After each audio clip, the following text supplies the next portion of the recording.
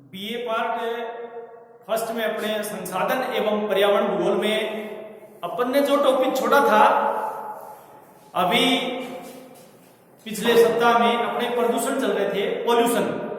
और प्रदूषण अपने सिलेबस में जैसे वायु प्रदूषण है, जल प्रदूषण है, ध्वनि प्रदूषण है, रेडियोधर्मी प्रदूषण है, रेडियो एक्टिव प्रदूषण बोलते हैं उसको, मृदा प्रदूषण है जिसको भूमि प्रदूषण कहते हैं। अपन ने जल प्रदूषण किया था, अपन ने वायु प्रदूषण किया था, और इसी क्रम में अपन चल रहे थे। जो टॉपिक अपना चल रहा था प्रदूषण के बारे में, प्रदूषण के कारण, प्रभाव और नियंत्रण के उपाय, कारण, प्रभाव और नियंत्रण के उपाय। तो इसी क्रम में अगला अपना जो प्रदूषण है, जो संसाधन एवं पर्यावरण भूगोल के संदर्भ में, जो सेकंड पेपर के संदर्भ में, उसमें पॉल्यूशन के नाम पर अपने जो 4 प्रकार के प्रदूषण रखे हैं, उसमें अपने इसी क्रम में लैंड पॉल्यूशन अर्थात भूमि प्रदूषण या मृदा प्रदूषण। तो अपना आज का टॉपिक है भूमि प्रदूषण या मृदा प्रदूषण। आज का जो अपना टॉपिक है वो मृदा या भूमि, ये अपना आज का टॉपिक है। इसके कारण, प्रभाव और उपाय, ये अपने सिलेबस में लिखा है। कारण, प्रभाव और रोकने के उपाय, अर्थात भूमि प्रदूषण के कारणों से होता है, क्या क्या प्रभाव पड़ते हैं और कौन कौन से इसके रोकने के उपाय हैं। सभी में यही आता है, चाहे वो जल प्रदूषण हो, चाहे वो ध्वनि प्रदूषण हो, चाहे वो रेडियो एक्टिव प्रदूषण हो, सभी में अपने तीनों टॉपिक चल रहे हैं। तो इसी क्रम में आज का जो मेन अपना जो टॉपिक है, जिस पर अपन ने चर्चा कर रहे थे, अचानक ऑनलाइन क्लासेस शुरू होने के कारण है अपन उस टॉपिक को नहीं कर पाए। तो इसी संदर्भ में आज अपन इस टॉपिक को पूरा करते हैं और उसमें कुछ देखते हैं। मृदा प्रदूषण का मतलब है धरातल की सतह का, जमीन का, मिट्टी का, भूमि का, उसका पॉल्यूशन। अर्थात कहने का मतलब है कि पृथ्वी का केवल जो 29% भाग स्थलीय है, क्योंकि 71-29 का एक अनुपात पाया जाता है संपूर्ण ग्लोब पर। 71% पर जल है और 29% भाग पर अपने स्थल भाग है। जमीन का ये रेशो है, तो वो अगर उसमें खेती होती है, उसी में अधिवास होते हैं, मानव सारी क्रियाएं जो संपन्न करता है, वो सारी की सारी क्रियाएं भूमि पर ही करता है। और अगर जमीन ही खराब हो गई, या तो वो किसी भी कारण से हो सकती है, वो तो अपने कारणों में देखेंगे। लेकिन सबसे पहले भूमि प्रदूषण के बारे में पढ़ने से पहले अपने को यह जानना जरूरी है कि पृथ्वी का केवल जो 29% भाग स्थलीय है, परंतु यह समस्त भाग जो मानव के निवास एवं उसके उपयोग के लिए उपलब्ध नहीं है। कहने का तात्पर्य कि ये जो 29% भाग है, अपने जो टोटल जो 29% भाग है, वो टोटल एरिया रहने के लायक नहीं है।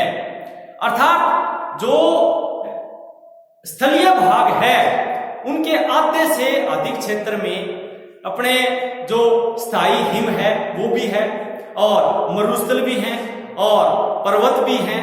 ये भाग उसमें फैले हुए हैं।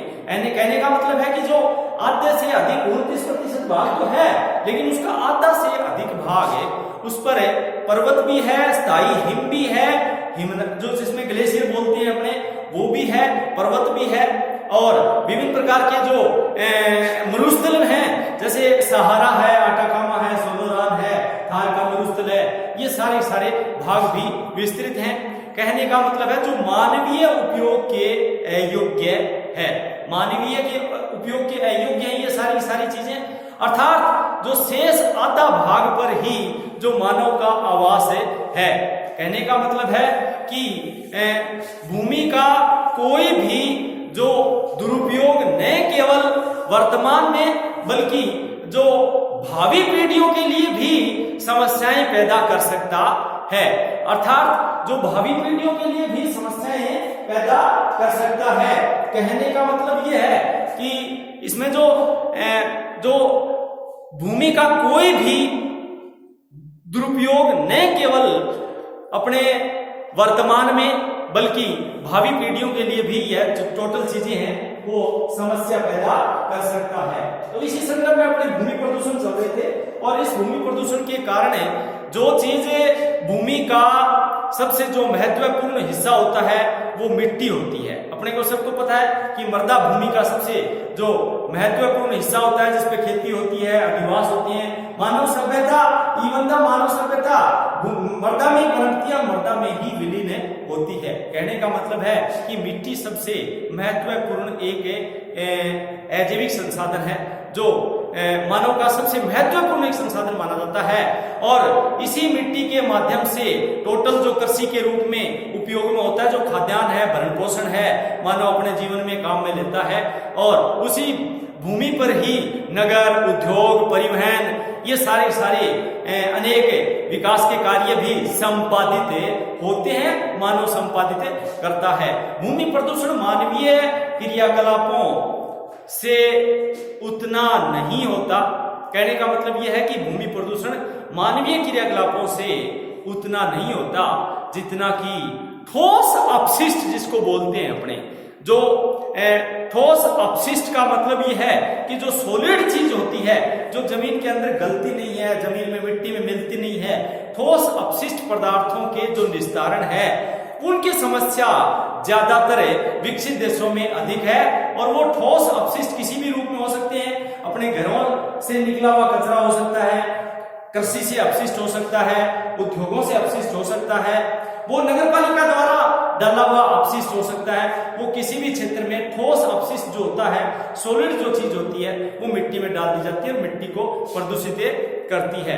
ठोस अपशिष्ट का निस्तारण एक बहुत बड़ी एक विकसित राष्ट्रों में समस्या है, परंतु अब सभी देशों में धीरे धीरे ये सभी देशों में चाहे वो विकासशील राष्ट्र हो, भारत जैसे विकासशील राष्ट्र हो, चाहे वो अलग विकसित देश हो, अफ्रीकी जैसे, और चाहे अमेरिका जैसे विकसित राष्ट्र हो, सभी के लिए एक समस्या ग्रस्त बन चुकी है मृदा की, मिट्टी की।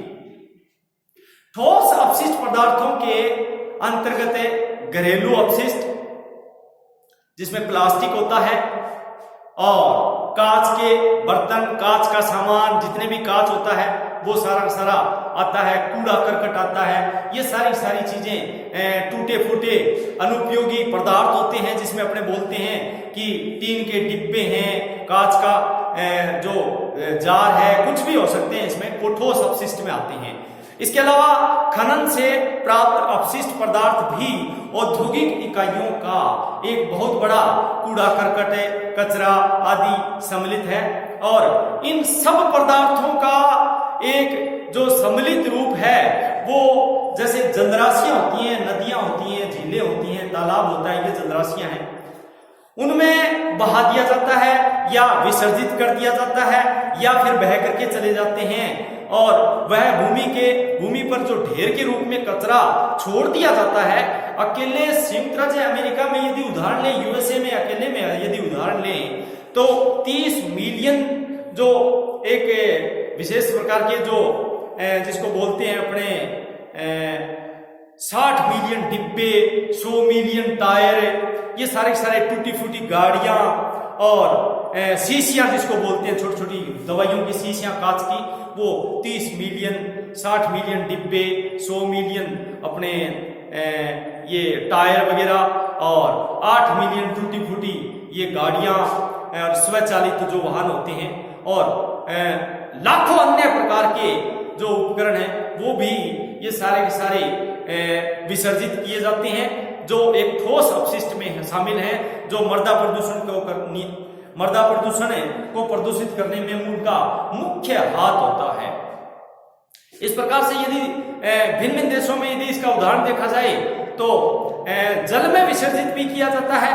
अगर विश्व स्तर पर ठोस अपशिष्ट पदार्थों के उत्पादन की मात्रा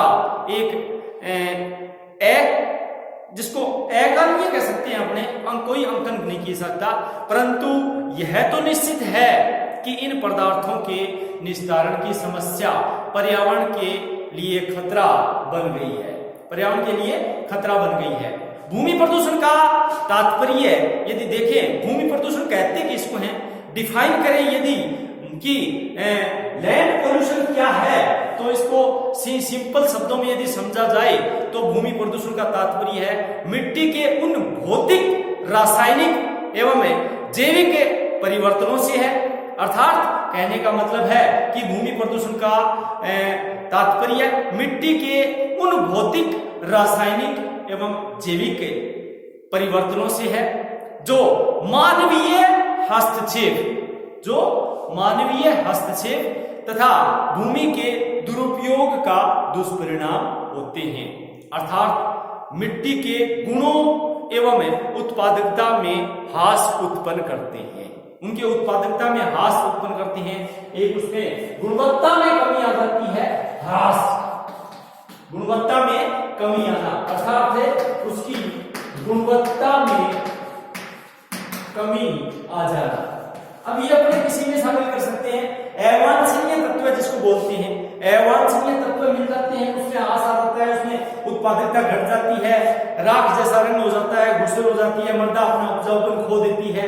ये सब इसमें लक्षण दिखाई देते हैं, अपना उपजाऊपन खो देती है। कहने का मतलब है ये सब गुण उनमें उत्पादकता में ह्रास से उत्पन्न होते हैं। और भूमि प्रदूषण जल अथवा वायु प्रदूषण से थोड़ा भिन्न होता है। कहने का मतलब ये जो भूमि प्रदूषण है वो जल और वायु प्रदूषण से थोड़ा भिन्न होता है, क्योंकि इसमें लंबी अवधि तक प्रदूषण तब उसी स्थान पर ठहरे होते हैं।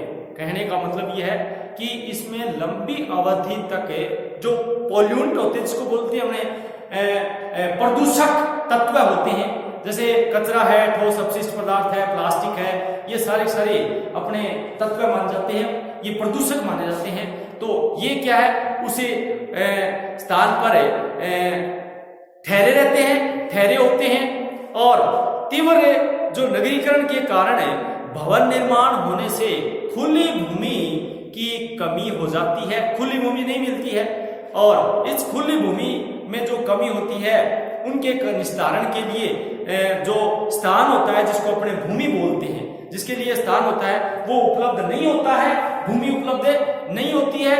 औद्योगिक तथा कूड़े कचरे व मल पदार्थों के ढेर जहां के तहां वहां पर भूमि को प्रदूषित करते रहते हैं। वो ढेर जो भी है, महानगरों से निकला हुआ कचरा है, उद्योगों से अपशिष्ट पदार्थ है, ये कृषि में जो विशेष प्रकार के जो प्रयुक्त होने वाले जो रासायनिक पदार्थ उर्वरक है, इसमें कीटनाशक दवाइयां हैं, ये सारी जो कीटनाशक दवाइयां जिसमें बोलते हैं भूमि को जैविक व रासायनिक परिवर्तनों से इनको परिवर्तन करती रहती हैं। जैविक और रासायनिक परिवर्तन होने से इसमें पॉल्यूशन बढ़ता जाता है और दिनों दिन जो पॉल्यूशन इसमें भूमि की गुणवत्ता में जो प्रदूषण पैदा करते हैं, उसकी जो पॉल्यूशन होता है उसमें भूमि तथा मिट्टी का प्रदूषण दिनों दिन बढ़ रहा है, जिसके खतरनाक प्रभाव यानी कि उनके जितने भी पदार्थ हैं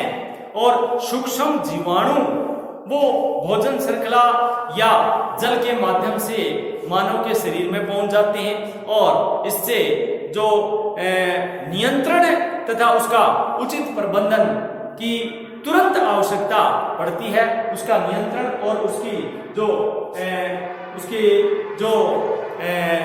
उचित प्रबंधन की अति आवश्यकता होती है, उसको तुरंत करना जरूरी है, अति आवश्यक हो जाता है। अब भूमि प्रदूषण के यदि अपने स्रोत देखें, साधन देखें, इसके अपने बोलते हैं कि किन साधनों से ये होता है।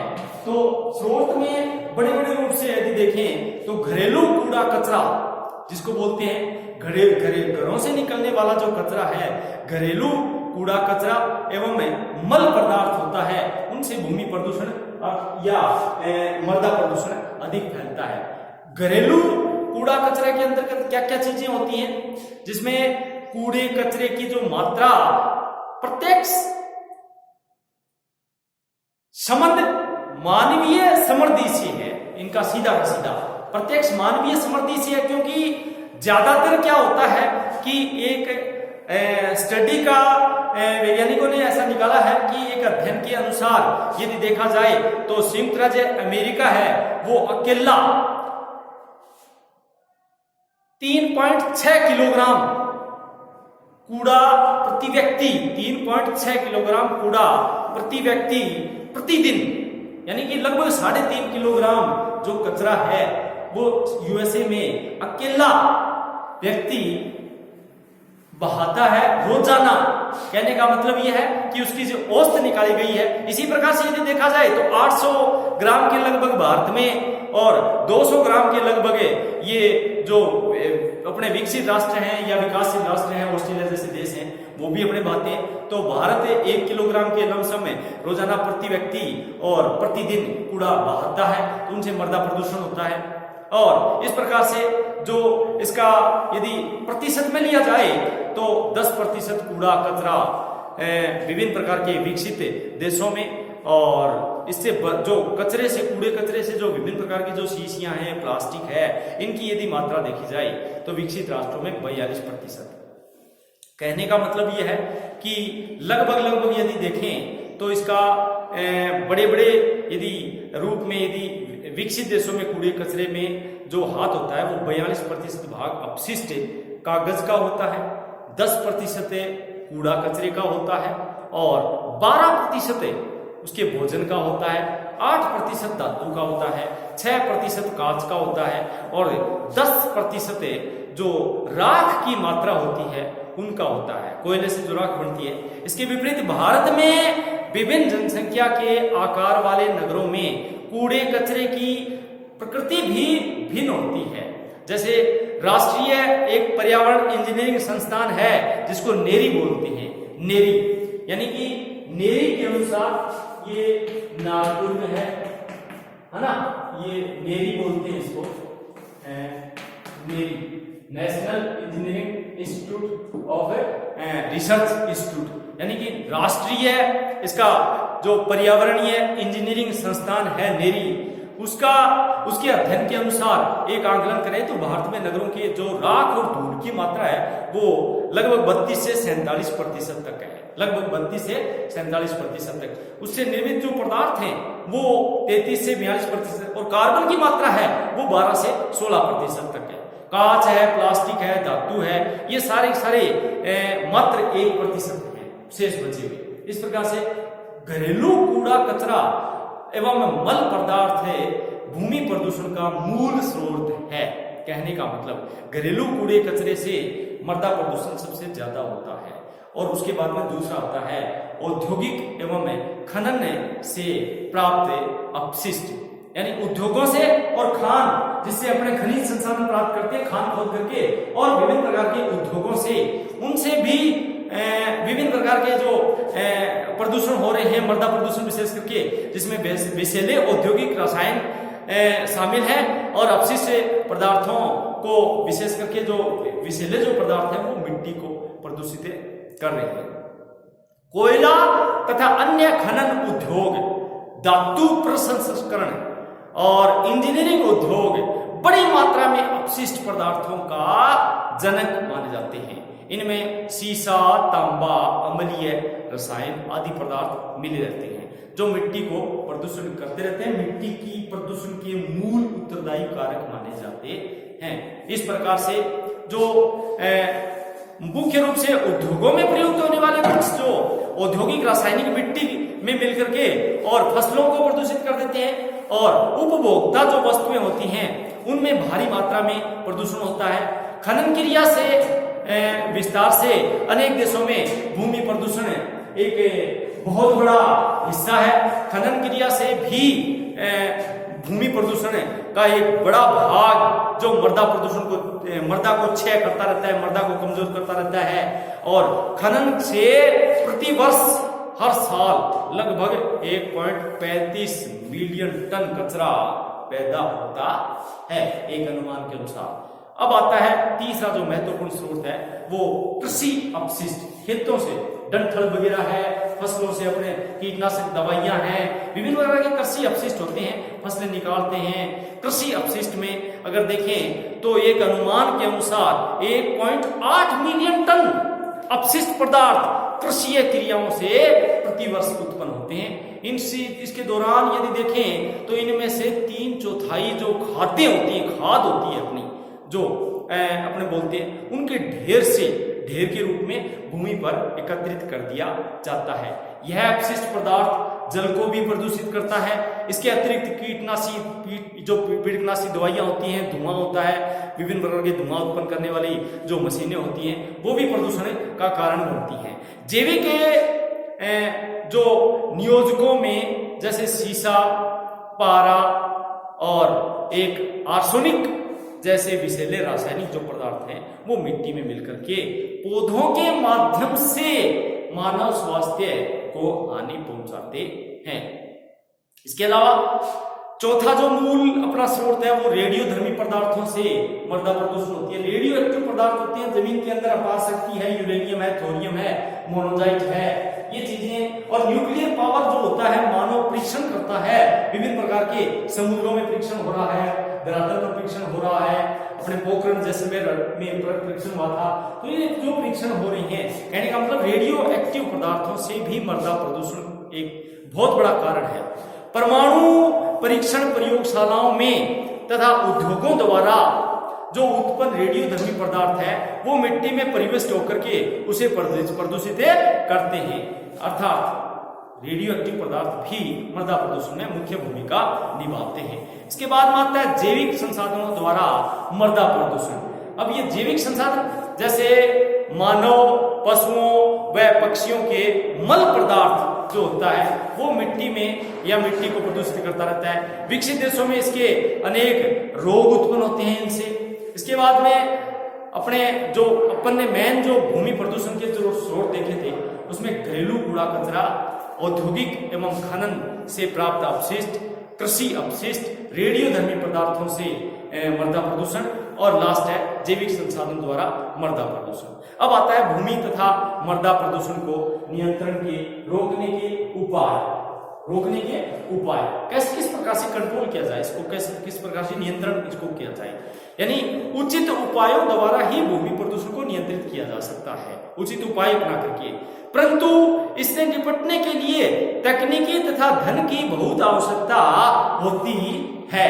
कहने का मतलब है कि जो निरंतर के जो पूर्व जो ट्रकों द्वारा अपशिष्टों को एकत्रित करके और उसको जो उचित क्षेत्र पर एकत्रित किया जाता है, उसके अनुमान के अनुसार यदि देखें तो इस कार्य पर ठोस अपशिष्ट पदार्थ प्रबंधन की 80% जो धनराशि है वो खर्च होती है। 80% धनराशि इन पदार्थों को खुले स्थानों पर, समुद्रों, गड्ढों में एकत्रित किया जाता है। समुद्रों में अपशिष्ट पदार्थों को फेंकने की व्यवस्था केवल तटवर्ती भागों में ही संभव है, परंतु पर्यावरणविदों की एक राय भी है, यह सुनिश्चित की गई है कि इनको फेंकने से अच्छा जला दिया जाए। इसको पारिस्थितिक संतुलन भंग होने की आशंका थोड़ी कम रहती है, क्योंकि यदि सीधे फेंकेंगे तो इससे पारिस्थितिक संतुलन भंग होगा, पारिस्थितिक संतुलन है वो बिगड़ेगा और पर्यावरण ज्यादा प्रदूषित होगा।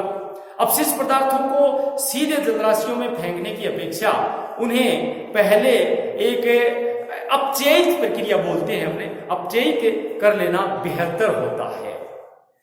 अपचयित का मतलब है, जैसे उदाहरण लें तो घरेलू कूड़े कचरे को जला देना चाहिए, जला करके उसका निपटारा करना बेहतर होगा, परंतु इससे वायु प्रदूषण की समस्या बढ़ जाती है।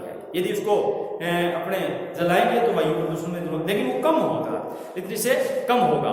कहने का मतलब है कि वायु प्रदूषण की समस्या तो होती है, लेकिन मलमूत्र के जो खाद है, जो मलमूत्र के से खाद बना करके उनका पुनः चक्रण करना उपयोग है, और विकासशील देशों में यह व्यवस्था एक प्रचलित भी है। इस प्रकार से आज अपन मोटे रूप से कुछ सॉइल प्रदूषण, जिसको सॉइल पॉल्यूशन बोलते हैं, लैंड पॉल्यूशन बोलते हैं, भूमि प्रदूषण बोलते हैं, उसके भूमि प्रदूषण क्या है, उसके क्या स्रोत हैं, कारण क्या है और उनके प्रभाव कैसे और उसके रोकने के उपाय अगले प्रदूषण में, अगले वीडियो के माध्यम से अपने करेंगे। अभी प्रदूषण चल रहे थे तो आज अपने इस वीडियो के माध्यम से इतना ही। धन्यवाद। जय भारत, जय हिंद।